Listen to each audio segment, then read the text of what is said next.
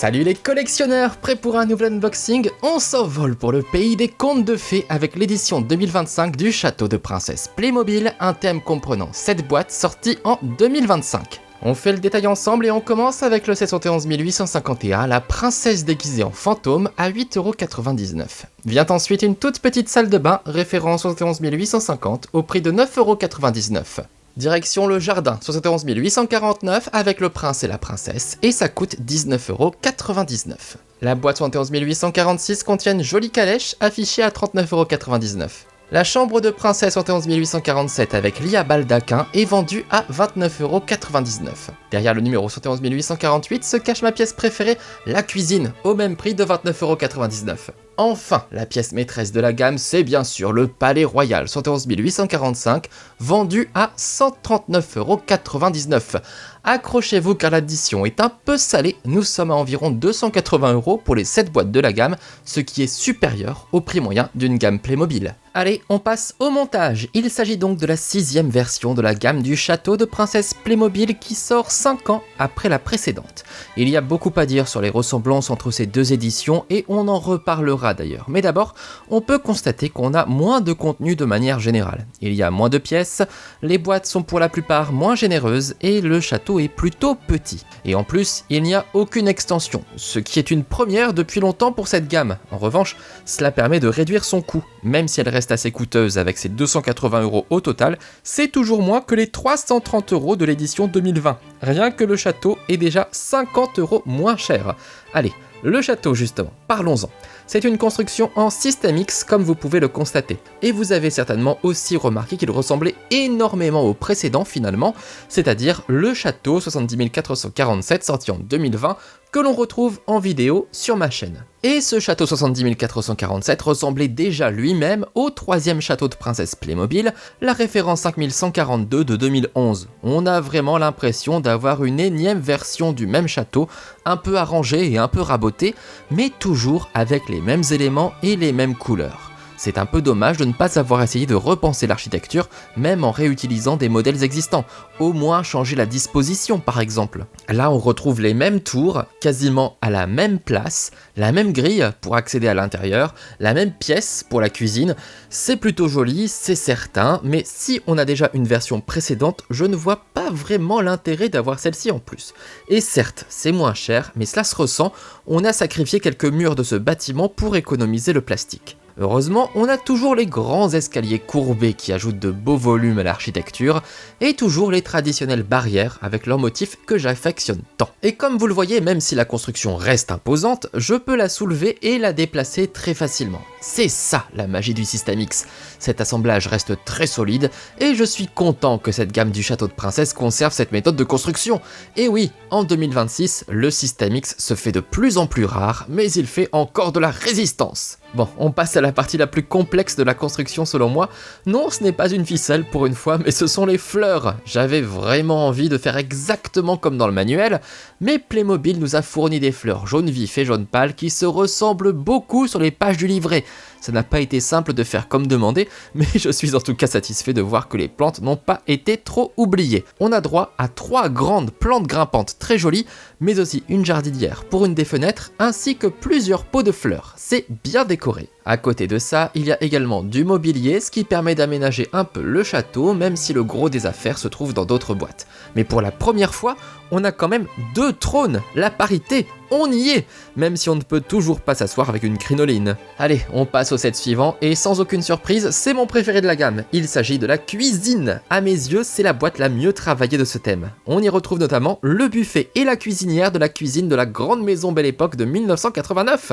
Et franchement, on voit qu'à l'époque, les meubles étaient vraiment ultra soignés. La nouvelle couleur jaune vanille du buffet est d'ailleurs très réussie. Comme dans la cuisine du château précédent, on retrouve beaucoup d'accessoires liés à la pâtisserie, des ustensiles, des gâteaux et même un livre de recettes pour les gourmands. On passe à la chambre de princesse. Alors assurément, je préfère cette version que la précédente, car on a cette fois-ci le retour du lit à baldaquin, un vrai lit de princesse. Ça, c'est super. En revanche, côté contenu, rien de très original. C'est le lit de la chambre 9159 de 2017, avec le portant du dressing 70454 de 2020, et la coiffeuse qu'on a déjà vu 1000 fois. 2 robes, quelques accessoires, le seul tapis de la gamme, et c'est tout. En même temps, les pièces du château sont aussi plus petites. Bon, la salle de bain, c'est juste dingue comme il n'y a plus rien dans la boîte. Il n'y a jamais eu si peu. Ensuite, pour la première fois dans le thème, on a également une princesse déguisée en fantôme. On ne sait pas trop pourquoi.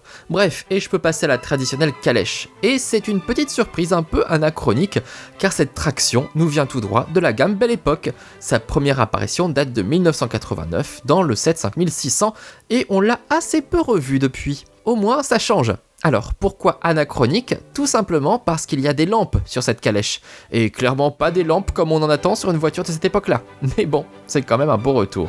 En plus, on trouve quelques arbustes en prime pour ajouter un peu de végétation au château. C'est toujours cette prix. Et je termine donc avec le jardin où le petit prince et la petite princesse sont en train de jouer au croquet. Charmante idée qui me fait forcément penser à Alice au pays des merveilles.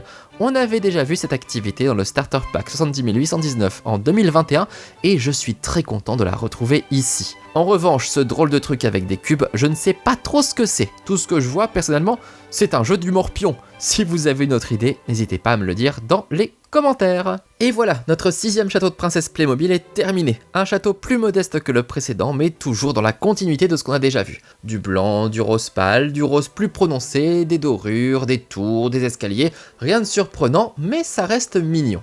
Et c'est toujours la gamme idéale pour raconter des histoires inspirées de contes de fées. Commençons notre visite de ce beau palais tandis que des visiteurs arrivent en calèche. Et si nous allions les accueillir? Le prince et la princesse de machin truc sont venus de loin, avec des cadeaux. Ça fait plaisir. Le modèle de la calèche a beau avoir presque 40 ans, je le trouve très joli. Les couleurs sont bien choisies et au moins on s'éloigne un peu du rose bonbon. Nous avons donc 2 places à l'arrière, avec une banquette confortable pour les voyageurs. On ne peut pas dire que le cocher ait autant de chance, c'est moins douillé à l'avant. Mais il y a quelques fleurs pour décorer, tout comme à l'arrière d'ailleurs, où l'on trouve également des petits rubans. Une voiture simple mais jolie est tractée par 2 chevaux à la robe tachetée. C'est 2 fois le même, mais ils sont vraiment très beaux. Et on peut même s'amuser à les relooker. Vous n'aimez pas le petit cœur sur la bride? Vous pouvez tout simplement le retirer et le remplacer par une autre décoration, comme une étoile par exemple. À vous de voir ce que vous préférez.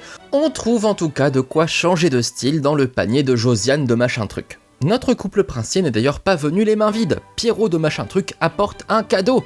Et qu'est-ce qu'on trouve à l'intérieur? On va l'ouvrir pour le savoir. C'est une jolie petite poupée que l'on va pouvoir offrir au petit prince et à la petite princesse du château. Justement, ils ne sont pas loin. Ils sont en train de jouer dans le jardin. Vous connaissez certainement le croquet, un sport très chic dans lequel il faut faire passer des boules sous des arceaux à l'aide d'un maillet.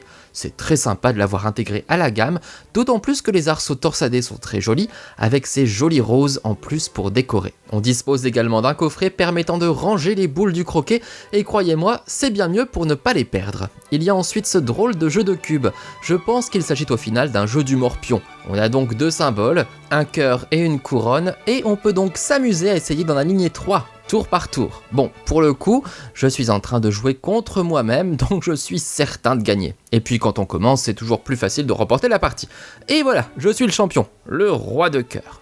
J'en profite pour vous montrer la végétation présente dans la gamme. Ne vous attendez pas à une forêt, mais il y a quand même un peu de verdure. Ces fleurs avec ce grand arbre, où des oiseaux et des écureuils sont en train de s'amuser. On retrouve aussi des arbustes fleuris pour ajouter un peu de décor. Bien, nous pouvons maintenant observer notre beau château de princesse. Comme je vous le disais, on retrouve vraiment les couleurs habituelles de cette gamme. Pas de grosses surprises, du blanc, des teintes de rose et des dorures pour souligner le tout.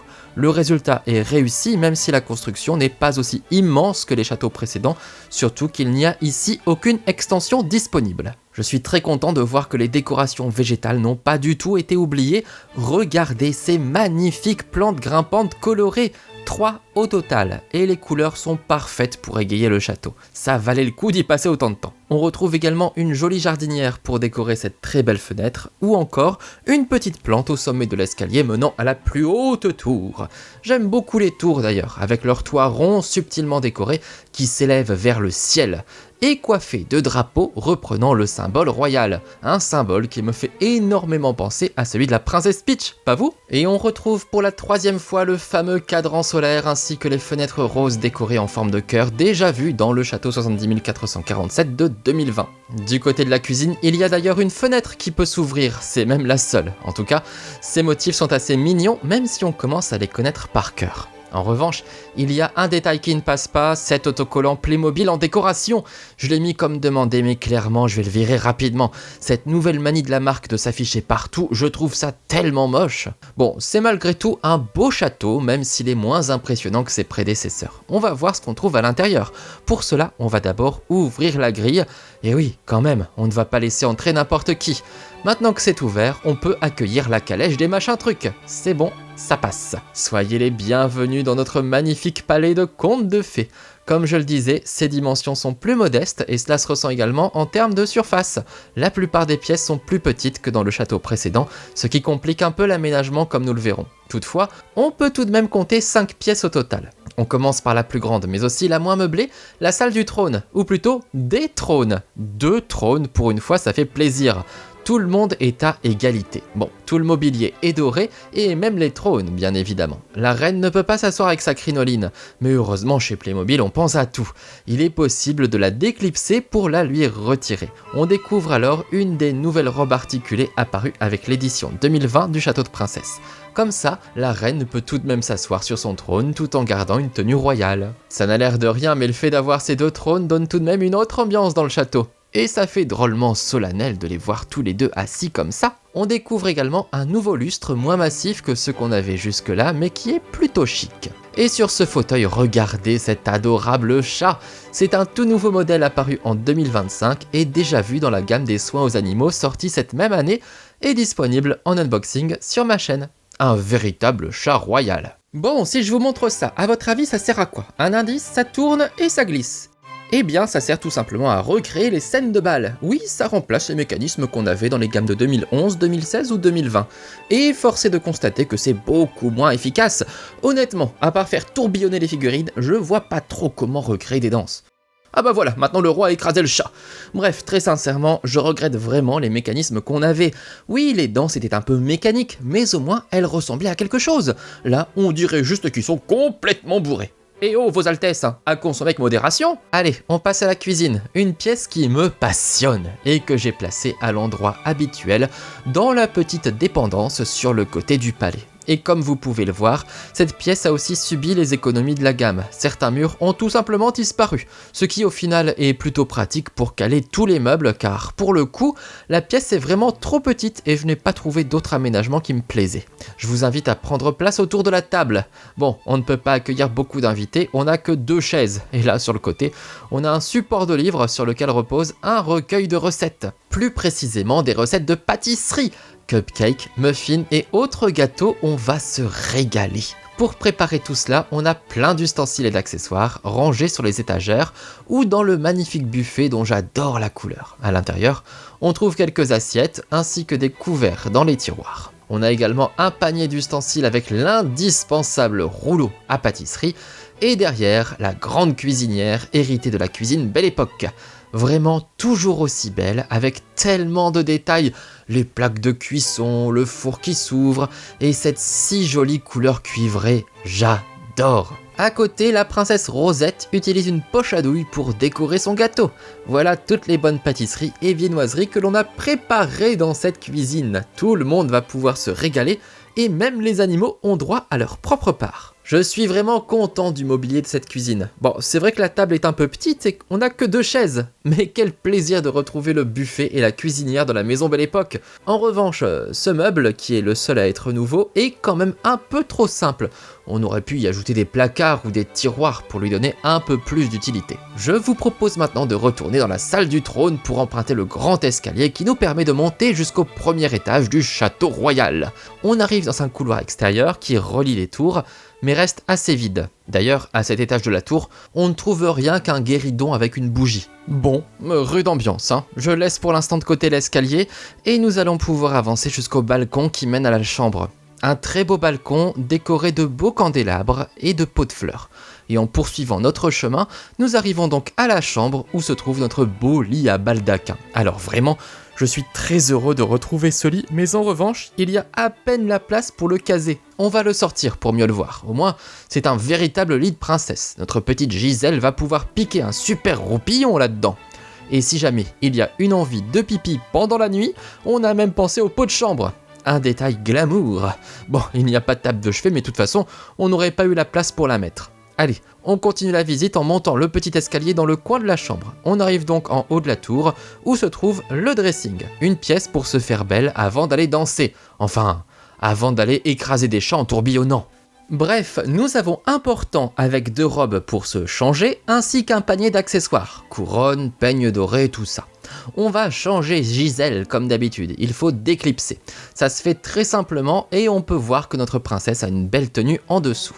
Alors, on va pouvoir essayer nos tenues de rechange. Le principe est le même, on déclipse sur le cintre et après on peut habiller notre figurine. Attention tout de même à bien reclipser l'ensemble pour éviter qu'il ne tombe. Ça fait plus de 10 ans que ce concept existe, donc à force, vous avez peut-être une garde-robe bien garnie et de toutes les couleurs. Cette première robe orange décorée d'un nœud est pas trop mal, mais malgré les petits détails autour du décolleté ou encore les boutons, je trouve qu'elle est encore trop simple par rapport à la tenue de base de Gisèle. Et l'autre... Alors, quand je l'ai vue, je me suis dit, une robe transparente, mais c'est trop génial et trop stylé comme idée. Sur le cintre, oui, portée, non.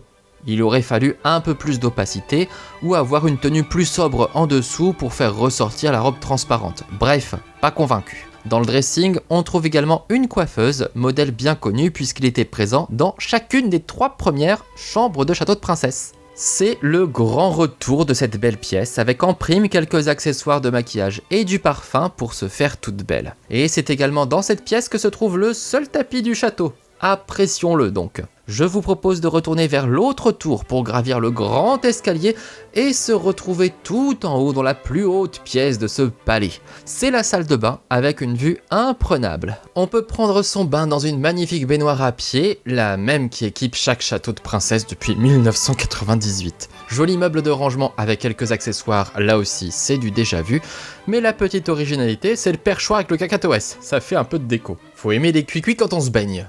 Après le bain, on enfile la serviette pour s'essuyer et voilà. Bon, c'est quand même la salle de bain la moins équipée de tous les châteaux de princesse Playmobil. Et en même temps, là encore, on n'a pas forcément la place pour mettre d'autres éléments. Et voilà pour la visite. Ah, on me dit qu'il reste encore quelque chose à voir dans le château. Un fantôme. Pourquoi un fantôme? Bon, aucune idée. C'est une réutilisation du costume de fantôme du 77287 de la gamme Scooby-Doo avec un peu de maquillage sur le masque. Oui, on peut être un fantôme coquet si on veut. Le petit plus, il s'illumine d'un reflet verdâtre dans le noir. De quoi hanter vos nuits. Bon, pas d'inquiétude pour autant, sous le masque du fantôme, on découvre que c'est en réalité une princesse déguisée. Pourquoi a-t-on besoin d'un fantôme dans cette gamme? Je n'en ai fichtrement aucune idée, mais bon. La figurine peut rejoindre les princesses si besoin en tout cas. Voici d'ailleurs toutes nos figurines, elles sont variées à l'image de la gamme précédente, mais elles sont quand même moins nombreuses. On n'a plus que 7 princesses contre 12 en 2020, et on trouve beaucoup moins de robes froufroutantes et de crinolines. C'est un peu plus simple ici, mais cela reste soigné, heureusement. Mention spéciale également à la variété des coupes de cheveux et des couleurs de peau, ça fait plaisir. Nous avons fait le tour de cette édition 2025 de la célèbre gamme du château de princesse Playmobil. Un thème important pour la marque, mais comme de nombreux autres, il subit lui aussi les difficultés économiques de l'entreprise. Château plus petit, pièces réduites, très peu de nouveaux éléments, la gamme reste intéressante, mais tout de même moins impressionnante que l'immense palais de 2020. Quitte à faire autre chose, il aurait peut-être été plus judicieux de faire quelque chose de très différent pour ne pas souffrir de la comparaison.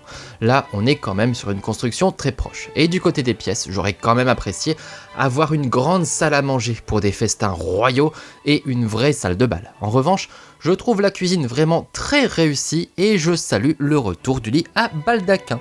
Je vous laisse aller voir mes unboxings des autres châteaux de princesse, vous les trouverez sur mon site officiel dont le lien est dans la description. Vous verrez, c'est très pratique pour retrouver toutes mes vidéos. N'oubliez pas de donner votre avis dans les commentaires et soutenez-moi en likant, commentant et partageant. Et on pense à l'abonnement pour ne rater aucune des prochaines vidéos Playmobil. A très bientôt, ciao!